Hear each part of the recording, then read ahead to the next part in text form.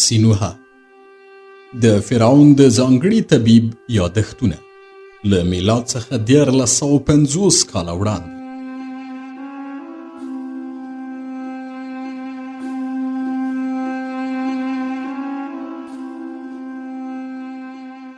شپږ پنځوسم څپرکی څه ډول هورمهب له مصره جلا وطن کړم.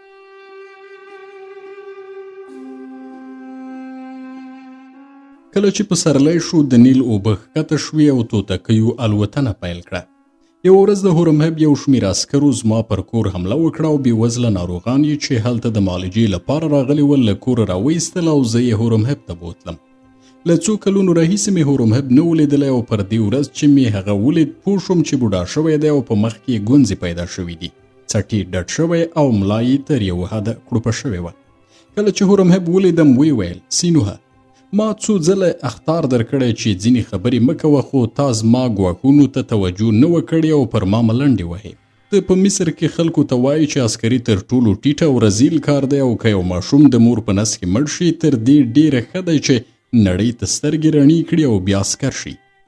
له دې سره چې ته پوهیږې زه غواړم د مصر نفوذ ډیر شي او زه وکړی شم د پوځ لپاره ډیر کسان وګمارم، خو ته بیا هم وایي چې د هرې کورنۍ لپاره 2 یا 3 بچیان بس دي. که هره ښځه او میړه په 2 یا 3 بچیانو اکتفا وکړي او هغوی یې سم وروزي تر دې به ډیره ښه وي چې 10 بچیان ولري خو زامن یې جوالیان یا عسکر شي او په خپله میړه او خاوند له لوږې مړه شي. ته وایي چې د مصر ټول خدایان یو شان دي، یو له بله غوره نه دي او په ټولو معبدونو کې ټمبل او خیټور کاهنان ناست دي. ته خلکو ته وایي چې یو کس حق نه لري حتی بل کس وپیري او مریې کړي. دغه راز وایي په مصر کې چې هر کروندګر په کومه ځمکه کې چې کار کوي او قلبه پکې کوي باید د دې ځمکې خاوند هم وي، حتی که دغه ځمکه د مصر د فرعون هورمهب هم وي. تا خلکو ته ویلي چې زما پاچاهي د هاتي له پاچاهۍ سره توپیر نه لري، ځکه همغه ډول چې هاتي خلک وژني او په زور د خلکو له نجونو او میرمنو سره تفریح کوي، زما عسکر هم مصریان وژني او د مصریانو پر لوڼو او میرمنو تیری کوي. دغه ټولې خبرې زما جاسوسانو راته کړي دي، خو تر اوسه مې ستا پر خلاف اقدام نه دی کړی ځکه چې ته مې پخوانی ملګری یې. تر هغه وخته چې آمي ژوندی و ما تا ته اړتیا درلوده چې د ضرورت پر وخت شهادت ورکړي چې آمي څه ډول کارونه کړي دي، خو له دې وروسته چې آمي مړ شو زه تا ته اړتیا نه لرم او نور دې ما ته ګټه نه رسیږي، بلکې په هغو شیانو چې ته خبر یې ښایي ما ته ستونزې پیدا کړي. که تا خپله خوله بنده ساتلې وی او زما په عسکرو او حکومت پسې دې سپکې سپورې نه وی ویلې د عمر تر پایه دې په دې هېواد کې ژوند کولی شو. ته یو ډاکټر یې، د ناروغانو د معالجې په فیس دې خپل ژوند کولی شو، خو سینوها ته په قرار نشي پاتې کېدی او داسې ښکاري چې مجبور یې تل په ما او زما په عسکرو پسې سپکې سپورې ووایې. زه نور نشم کولی چې تر دې زیات د خپل حکومت پر خلاف له تا څخه واورم. له دې خبرې وروسته هورمهب په قهر شو او څو ځلې پر خپله متروکه باندې خپلې پښې ووهلې او ویې سینوها ته نن د ځمکې د چینجي په شان یې چې زما په باغ کې ځمکه خرابوي او د بوټو د ودې مخه نیسي. ته نن د هغه غوړ مچ په شان یې چې زما پر اوږو کینې او ما ځوروي. ته نن هغه بوټي ته ورته یې چې زما په باغ کې ټوکېدلی وي، خو د ګل یا میوې پر ځای اغزي کوي او زه به دغه مضر بوټی له ریښې وباسم او لرې به یې ګزار کړم. اوس د پسرلي موسم دی، توتکۍ الوت کوي، په هوا کې سندرې وایي، زاڼې خپلې مښوکې سره موښي او د عکاسي ونې ګلان کوي. د پسرلي موسم د ځناورو او ځوانانو لپاره د هیجان او مستۍ موسم دی، ځکه چې په دې موسم کې د طبیعت غوښتنه دا وي چې هر شی له یو بل سره مینه وکړي. خو ستا په شان بوډاګان نور نشي کولی چې عشق او مینه وکړي. ستا په شان بوډاګان چې نور مینه او عشق نشي کولی په پسرلي کې د هغه ځواک له امله چې ترلاسه کوي یې په خبرو راځي او اوتې باوتې وایي. زه تصور کوم چې ستا دغه بېځایه خبرې د دې سبب شوي چې ځینې کسان په معبدونو کې زما انځورونو ته چیکړې ور وشیندي او په یو معبد کې زما د مجسمې غوږونه او پوزه مات کړي دي. له همدې امله مجبور یم چې تا له مصره جلا وطن کړم، ځکه که ته په مصر کې پاتې شي ما به دومره په قهر کړي چې بې واکه به شم او ښایي تا ووژنم. خو زه نه غواړم چې زما په امر مړ شي، ځکه چې زما د ځوانۍ یوازینی ملګری یې چې لا ژوندی پاتې یې. سینوها زه دې له مصره جلا وطن کوم او تر هغه وخته چې زه د مصر فرعون یم ته مصر ته نشي راستنېدی او هیڅکله به د طب څیره ونه ګورې. ستا خبرې د اور هغه لمبې دي چې د وچو وښو په یوه ورشو کې بل شي او په یوه ځل ټول وسوځوي. کله چې اور بل شو بیا د دې وچو وښو د اور خاموشه کول ناممکنه شي او زه پوه شوم چې ځینې وخت خبرې تر نیزې خطرناکې وي. هغه کسان چې خطرناکې خبرې کوي باید له منځه یوړل شي او له همدې امله د هاتي د هیواد اوسیدونکي کوډګر په سیخانو کې ورکوي ځکه چې پوهیږي دغه کسان په خپلو خبرو سره فتنې پیدا کوي. زه نه غواړم چې مصر ستا د فتنو له امله له خدایانو سره په یو بل جنګ کې ښکیل شي. سینوهه له همدې امله تا له دې وطنه جلا وطن کوم ځکه چې ته که څه هم لیونی یې خو عادي سړی نه یې او داسې ښکاري چې له دې نړۍ لرې په یوه بله نړۍ کې ژوند کوي.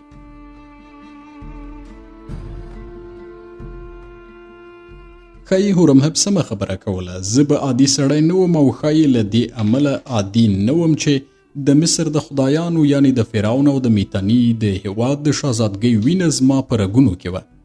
له دې سره کله چې ما د هورمهب خبرې واورېدې ومې خندل او هورمهب په دې خندا سره نور هم غوسه شو.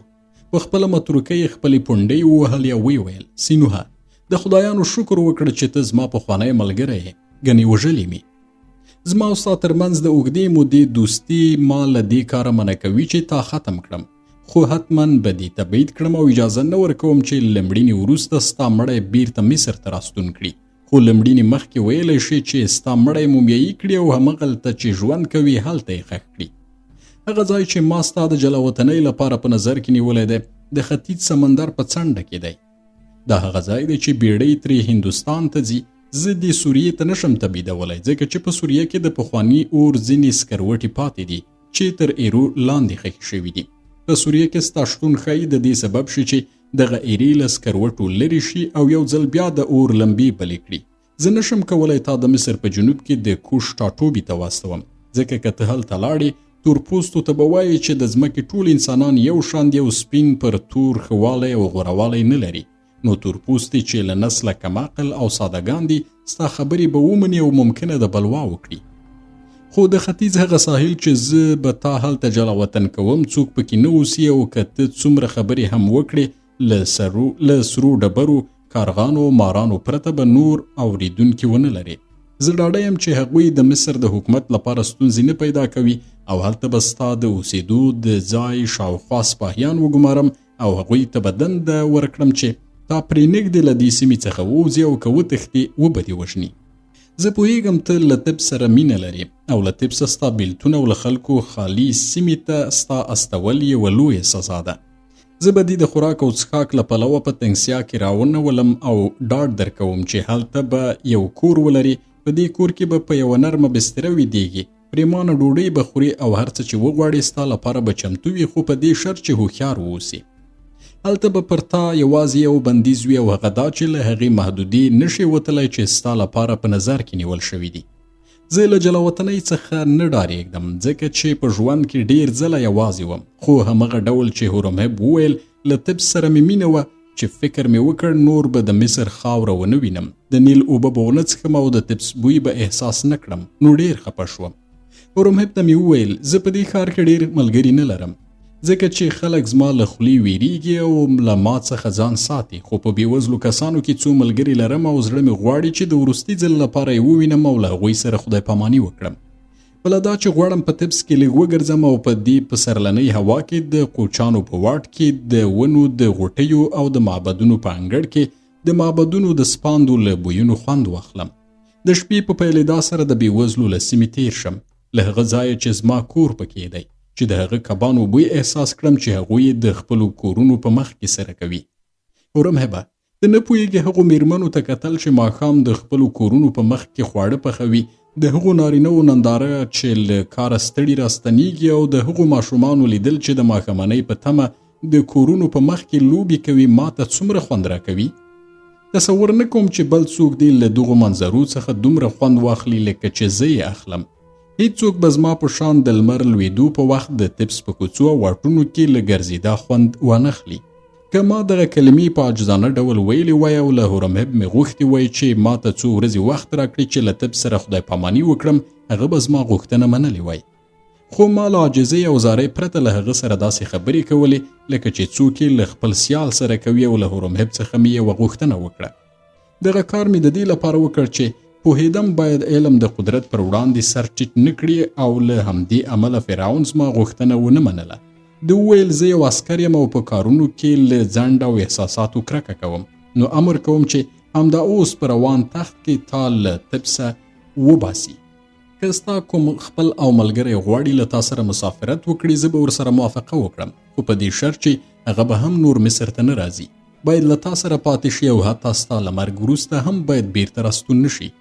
زه پوهیږم که هغه هر څوک وي کله چې له تا سره ناسته پاسته وکړي ستا خبرې به پرې اغېز وکړي او ستا له مرګ وروسته هم چې مصر ته راستون شي ستا خطرناک افکار به خپاره کړي، ځکه چې خطرناک فکرونه له طاعون څخه هم ژر خپرېږي.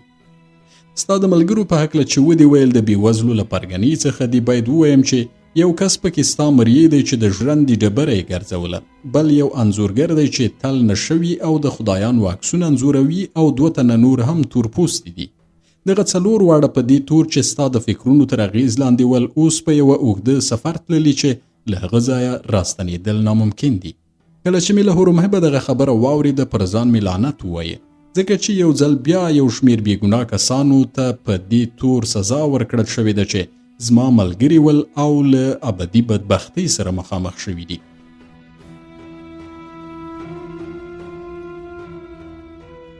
له هغه وروسته بې له دې چې هورمهب ته رکوع وکړم غوښتل مې چې له هغه ځای ووځم. هورمهب د دې لپاره چې وښیي ما سره بله خبره او کار نه لري د مصر د سترو فرعونیانو په تقلید یې وویل. د فرعون خبرې خلاصې شوې.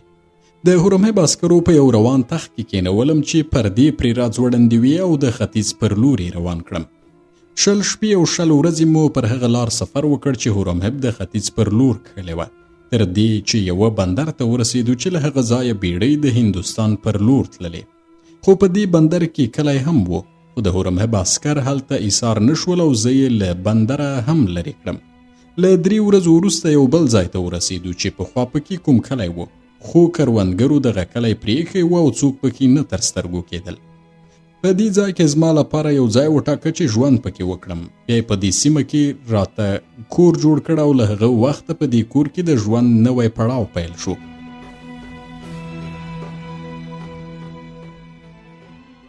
زه هیڅکله په دې کور کې په تنګسیا کې نه وم او هره اړتیا مې پوره کېدله. خوراک، څښاک او جامې ټولې را رسېدلې او حتی د لیکلو وسایل هم راته برابر کړي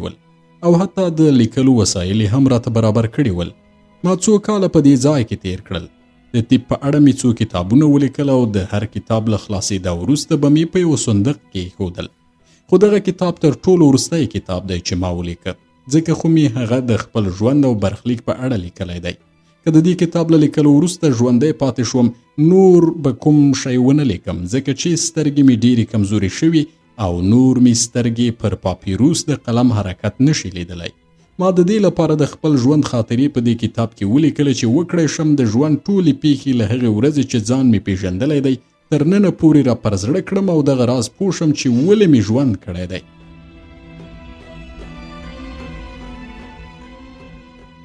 خو اوس چې زما ژوندلیک پای ته ورسېد نه پوهېږم چې ولې مې ژوند وکړ او له ژونده زما موخه څه وه. په ځوانۍ کې مې فکر کاوه د دې لپاره ژوندی یم چې بوډا شم او اوس چې بوډا شوی یم حیران یم چې دا څه ډول هیله وه چې ما په ځوانۍ کې درلوده. آیا بوډاتوب ته رسېدل هغه هیله ده چې د ژوندي پاتې کېدا ارزښت ولري؟ زه هره ورځ سمندر ته ګورم. کله د شاوخوا سور رنګ غرونو انځورونه په سمندر کې لویږي او هغه تک سور کړي او کله توپان شي د سمندر اوبه پکې تورې شي او د شپې مهال سمندر تک سپین وینم. په کومو ورځو کې چې هوا توپاني وي د سمندر شین رنګ د هغه له شنو ډبرو زیات وي، خو زه د سمندر له کتلو ستومانه شوی یم. سمندر دومره لوی او ویرونکی دی چې انسان د عمر تر پایه د سمندر په کتلو ځان بوخت نشي ساتلی. زه د ختیځ سمندر یعنی سور سمندر په څنډه کې له لړمانو او مارانو سره دومره کېناستم چې نور هغوی له ما څخه ونه ویرېدل، خو له هغوی سره ملګرتیا ته هم لیواله نه یم، ځکه که هغوی زما ملګري هم شي جاهل او ناپوه دوستان به وي چې خپل نیښ به زما په بدن کې ننباسي.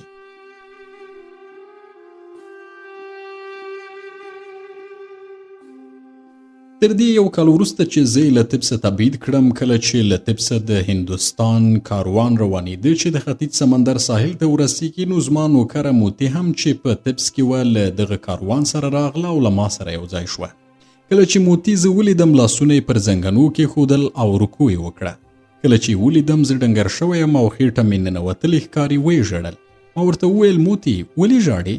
موتی وویل د دې امله ژاړم چې په دې موده کې تا څوک نه درلودل چې خوندوره ډوډۍ درته پخه کړي ځکه ډېر ډنګر شوی یې. ومې ویل موتی زما ژوند هغه پړاو ته رسېدلی چې چاغې او ډنګرتوب راته اهمیت نه لري. موتی وویل سینوهه آیا په وار مې درته نه دي ویلي چې خپل خوی سم کړه او د خپلې ژبې مخه ونیسه؟ زه نه پوهېږم چې نارینه ولې داسې دي چې خبره پرې هیڅ اغېز نه کوي. که څه هم پوهېږي چې هر څوک سر پر دیوال ووهي سر یې ماتېږي خو بیا هم همدا کار کوي. خو سینوهه اوس ته په داسې عمر کې چې باید هوښیار شوی وای او نور باید د هغه کوچني غړي له ویرې او وسوسو ځان وساتي چې زموږ په کوګل کې دی او د نړۍ ټولې بدبختۍ له هغه دي. ومې ویل موتی تا غلطي کړې چې له طب سره وتلی او دلته راغلی یې ځکه چې زه رټل شوی یم او د هورمهب له عسکرو پرته هر څوک چې دلته له ما سره ژوند وکړي باید د عمر تر پایه دلته پاتې شي. هغوی بیا مصر ته نشي ستنېدی ځکه چې هورمهب پر دې سربیره چې مصر ته زما د تګ مخه نیسي بلکې هغه کس هم طبس او مصر ته ورنه ورپرېږدي چې دلته یې له ما سره ژوند کړی وي.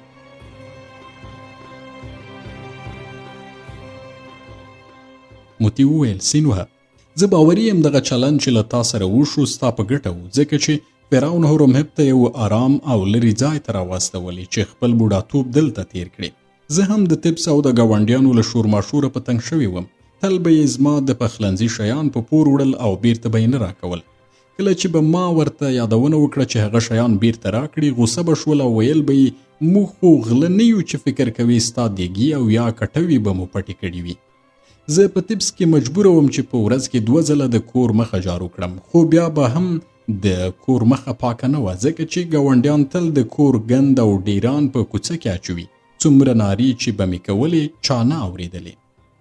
بله خبره دا ده چې په طبس کې زموږ کور ډیر کوچنی و او موږ هلته سبزیان نه شوی کرلی خو دغه ځای د سبزیانو د کرلو لپاره ډیره ځمکه لري. په تیره بیا دا چې ستا پالک ډیر خوښیږي او زه به یې دلته وکرم.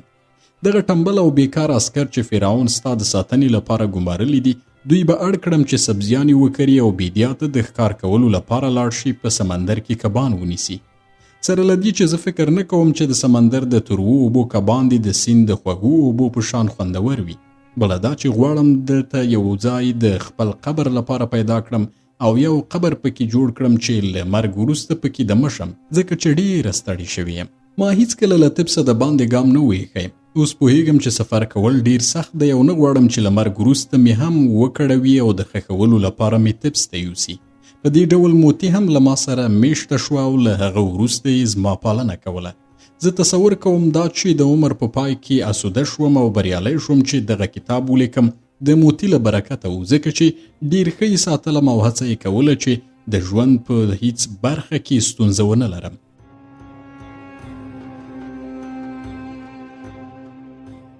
موتی په دې خوشاله و چې زما لپاره د لیکلو په وسیله یوه بوختیا پیدا شوې وه او په دې ډول مې چټي فکرونه نه کول خو په دې پوهېدم چې په زړه کې دغو لیکنو ته توجه نه کوي او هغه بې ګټې کار بولي.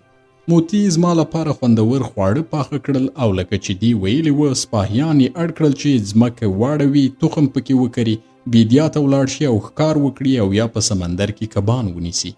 عسکرو له 1 کال راهیسې یوازې خوړلي او ویده شوي ول. کله چې اوس کار کولو ته مجبور شول ډیر غوسه ول خو جرأت یې نشو کولی چې څه ووایي ځکه چې د موتی ژبه د سخوندر تر ښکرو هم تیره وه. موتی به هغوی ته سپکې سپورې ویلې او کله به یې په خپل سبک د ځینو کیسو په کولو سره عسکر خندول خو ورو ورو عسکر خوشحاله شول ځکه چې پوه شول ښکار کول ورته ښه دي او له وزګارتیا یې ژغوري. له هغه وروسته به په شوق ښکار ته تلل او ډول ډول سبزیانو د کبانو ښکار د هغوی خواړه هم ښه کړل او موتی د خوندورو خوړو پخول هم ورزده کړل. هر کال چې به له طبسه د هندوستان پر لور کاروان راته کاپتا به موږ ته په خرو بار ډالۍ سره و سپین راستول او د طبس خبرونه به یې هم راکول چې هلته څه تیریږي. هغه به دغه پیښې په کاتبانو لیکلې او ما ته به یې رااستولې. په دې ډول زه د طبس له حالاتو بېخبره نه وم او پوهېدم چې هلته څه تیریږي. هغه عسکر چې پر ما یې پیره کوله په هغه ځای کې له ژوند کولو سره روږدي شول او له ژونده راضي ول. ویل به یې که زه مړ شوم بیا به هم طبس ته ستانه نه شي ځکه چې دلته نیکمرغه دی او هیڅ ستونزه نه لري. سپاهیانو په هغو ډالیو چې ما ورکړې وې د ځان لپاره غواګانې او پسونه اخیستي ول او د مالداري په وسیله یې ژوند چلاوه.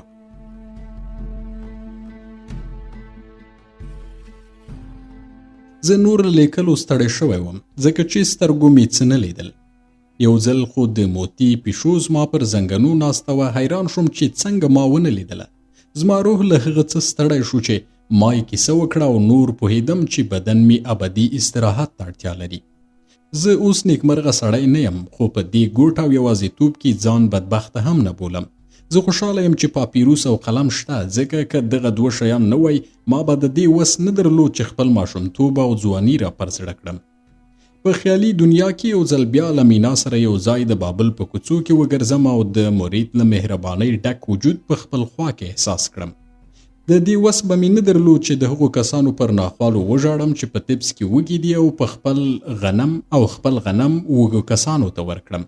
زه پوهیږم چې زما له مرګ وروسته به ساتونکي د هورمهب له حکم سره سم زما ټولې لیکنې له منځه یوسي او دغه کور به وران کړي ځکه ویریدل چې ما پر دیوالونو کوم شی نه وي لیکلي. خو موتی د دې کتاب 15 ټوکونو ته له لوښو څخه 15 کلک پوښونه جوړ کړل. زه به هر ټوک په یو پوښ کې کېږدم او بیا به 15 واړه ټوکونه د سپینو زرو په یو صندوق کې وساتم. دغه کوچنی صندوق به د صدر ونې له لرګیو څخه جوړ په یو بل صندوق کې کېږدم. بیا به دغه لرګین صندوق په یو مسي صندوق کې واچوم او موتی به زما له مرګ وروسته دغه صندوق له ما سره په قبر کې کېږدي. هغې ډاډ راکړی چې ساتونکي به غلط کړي او صندوق به زما په قبر کې کېږدي. له دې کبله چې زه یو انسان یم نو په هر هغه انسان کې ژوندی وم چې تر ما مخکې یې ژوند کړی او په هر هغه انسان کې به ژوندی یم چې له ما وروسته دې نړۍ ته راځي. زه یو انسان یم او له دې وروسته به د راتلونکو انسانانو په خوښیو، غمونو، خنداګانو، ژړاګانو، ښېګڼو، بدیو او د هغوی په کمزورتیاوو او ځواکونو کې ژوندی یم. هغه انسان چې له ما څخه زرګونه کاله وروسته هم دې نړۍ ته راځي زما په شان به وي او هیڅ توپیر را سره نه لري ځکه چې هغه به هم زما په شان ژاړي، خاندي او زما په شان به جنایت کوي یا به احسان کوي. هغه به هم حرص لري او د یوې یا څو ښځو له لوري به غولول کیږي. له خوندورو بویونو به خوند اخلي او د موسیقۍ غږ به یې احساساتي کوي. ښایي کلونه، میاشتې او ورځې به غمجن وي. دوستان به ورسره خیانت کوي او له خپلو دوستانو سره به خیانت کوي. خپل شتمني به د قمار او کمیسایي له لارې ضایع کوي. زما په شان به دیوالیه کیږي او د عمر په پای کې به په یوه ګوښه ځای کې یا د کورنۍ له غړو سره یو ځای مړ کیږي. له همدې لامله زه په دې خواشینی نه یم چې دغه کتاب له منځه لاړ شي. فرضاً که دغه کتاب له منځه لاړ هم شي نو زه به په راتلونکو انسانانو کې ژوندی یم.